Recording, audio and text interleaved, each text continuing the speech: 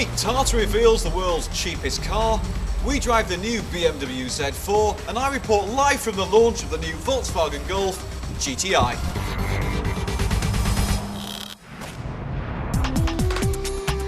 Remember the 23rd of March, people, as the date could soon be in a pub quiz marking the birth of a 21st century cultural automotive icon. We've had the Ford Model T, the Citroën 2CV, the Volkswagen Beetle and the Vespa, but now it's time for the Tata Nano to help mobilise a nation. The same company that owns Jaguar Land Rover has just launched a 4-door, 4-seater city car in India for the equivalent of £1,400. That's new, and it includes an 18-month warranty. How is that possible? What's even crazier is that after mobilising India, Tata is planning to bring a European version of the Nano over here to mobilise, students? Well, it's better than spending your student loan on beer.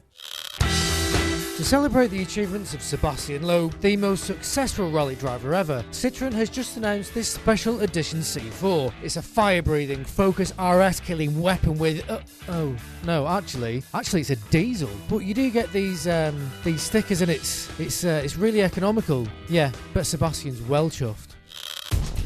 And Audi's unveiled the cut-price TT Roadster. The 1.8 TFSI has 160 brake horsepower and costs £23,910. That's £3,500 less than the 2-litre. Bargain. Swedish furniture and meatball giants IKEA have launched a teaser site for what it promises to be the embodiment of IKEA-ness on 4 wheels. Now apparently the Lico concept will be modular, so green that it's got the backing of the WWF and will be unveiled on April the 1st. Oh. This week I got behind the wheel of the new Vauxhall Insignia Estate, Sport Tourer. Now let's get the obvious question out of the way first. Is it as good to drive as its arch-enemy, the Ford Mondeo? No. But it's still pretty good to drive, and there's a great range of engines, including a brilliant new 178 horsepower 1.6 litre turbo. But where it really scores over the Mondeo and all of its rivals for that matter is on appeal. It looks superb, the interior's classy. Yes, this, ladies and gentlemen, is a sexy Vauxhall Estate. Sport Tourer. And while Owen was driving the Insignia, I was driving the new BMW Z4.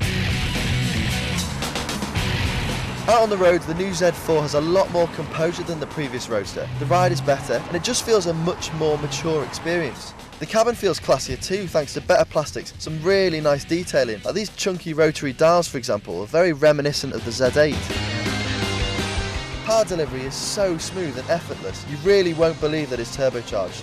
0 to 62 takes 5.2 seconds, top speed's electronically limited to 155 miles an hour. The only thing is that when it hits UK showrooms in May, it's going to cost a little over £37,000. So in short, the new BMW Z4 is a much more grown-up proposition, having ironed out a lot of the old car's edginess. And while that might make the new Z4 a lot easier to live with on the day-to-day, don't come here expecting a sharp, driver-focused sports car.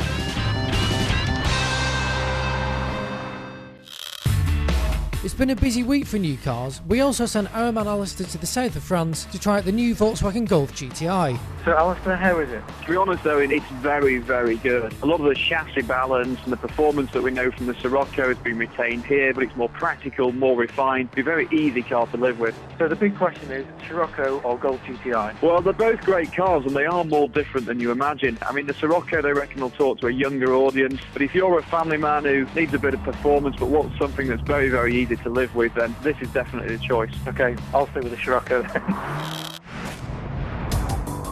It's a good week for F1 fans like us as the red lights finally go out in Melbourne, Australia. We'll be getting up in the early hours to find out if there'll be a stampede of the prancing horse, if Kubica can get his nose in front, or if the boy button really can return to the top of the podium. Go on, Jenson.